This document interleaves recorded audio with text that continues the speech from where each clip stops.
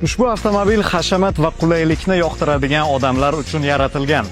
Birinchi va O'zbekistondagi yagona Maestro S800 avtomobili. Matritsali optika yo'lga proyeksiya qila oladi. 530 ta ot kuchi 0 dan 100 km/soatgacha atigi 4.9 soniyada chiqadi. Yurish masofasi esa 1333 km gacha. Atigi 10,5 daqiqa tez zaryad oladi.